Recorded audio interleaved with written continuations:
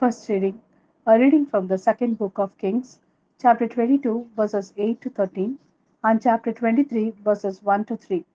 The high priest Hilkiah said to Shaphan, the secretary, I have found the book of law in the temple of Yahweh. And Hilkiah gave the book to Shaphan, who read it. Shaphan, the secretary, went to the king, reporting furthermore to him as follows.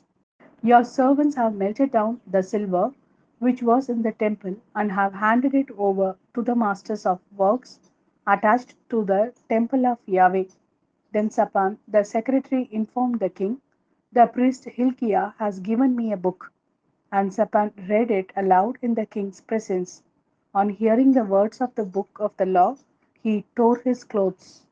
Then the king gave the following order to the priest Hilkiah: Ahikam son of Shaphan, Akbor son of Micaiah, Shaphan the secretary, the Azariah the king's minister, go and consult Yahweh on behalf of me and the people about the words of the book that has been discovered.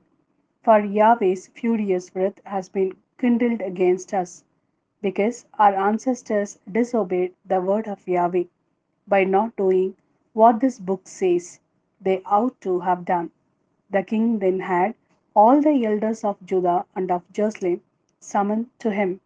And the king went up to the temple of Yahweh with all the people of Judah and all the inhabitants of Jerusalem, priests, prophets, and the whole populace, high and low. In their hearing, he read out the entire contents of the book of the covenant discovered in the temple of Yahweh.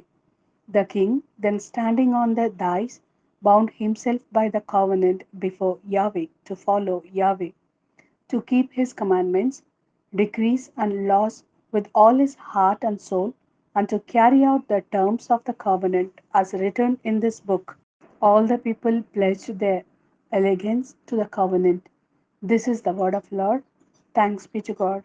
A reading from the Gospel according to Saint Matthew, chapter 7, verses 15 to 20.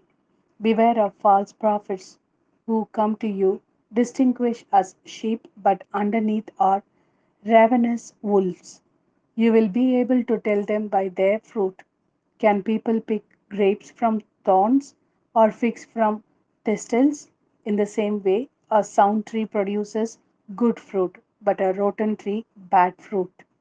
A sound tree cannot bear bad fruit, nor a rotten tree bear good fruit.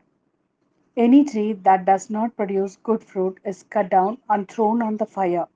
I repeat, you will be able to tell them by their fruit.